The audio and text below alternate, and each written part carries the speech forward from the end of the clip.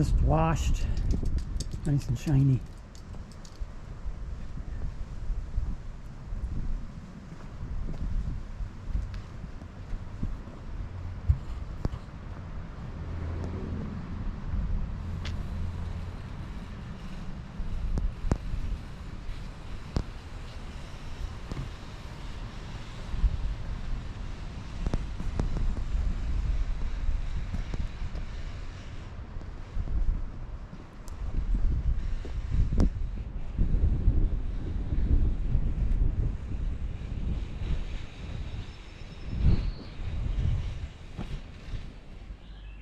Okay, the 2013 Mercedes E350 4MATIC station wagon. Kombi, I think, kombi. That's what the Germans called them. This is the S212. It's the W212 version. The sedan was a W212. Explain that to me. Why the sedan is a W212 and the station wagon is an S212. Anyway, that's the way they named them. And it's a 212 series. It's kind of a tweener, the 2013 year. Under the hood there is the newer M276 motor, where in the meantime the body style stayed the same as the original earlier years. It has this little curve in it there. Let's see, there you can see it. That's a throwback to the style of Mercedes-Benz's in 50s and 60s. And that's why it's there. It's the throwback styling. Go around here. This back end. It's a pretty car, I think. And eminently practical. Gets surprisingly good gas mileage. For a big car especially.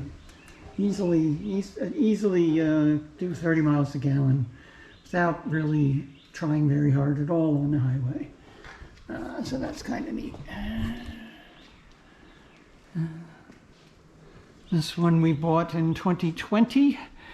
The idea being to, at the time my mother and father were both alive, I wanted to get a car to take them places in because they were getting older and less mobile, and needed to, my mother was already using a walker and I was pretty sure my dad was on the way as well. So I couldn't carry him around in a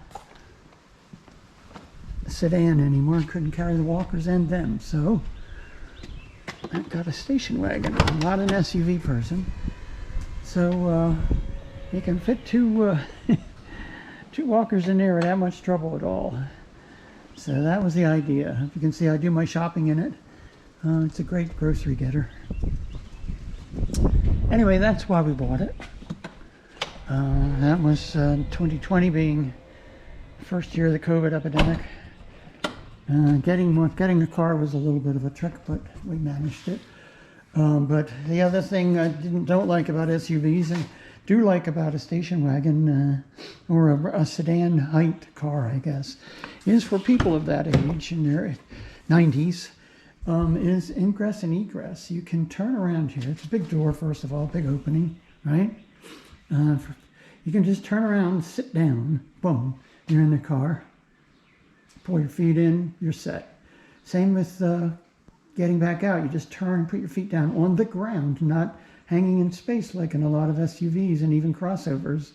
They've gotten so tall and so big now. So that was the idea. Plus, it's, you know, it's a Mercedes. It's safe as a house and comfortable. And that was the idea. And I never actually carried them in this car together because of the pandemic and because of their health, as it turned out. So nice big door, just showed you that. Here's the front door. It's also nice and big, gigantic opening there.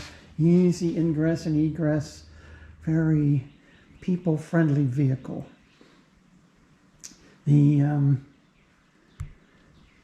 I did carry my mom in and she never had any problems. The only thing that bugged her was when you fasten the seatbelt, it pretensions. It just gives you a little, I told her that the seatbelt would give her a hug. And she managed to still kind of give a little yelp every time it happened. She never got used to it. Okay, so that's that.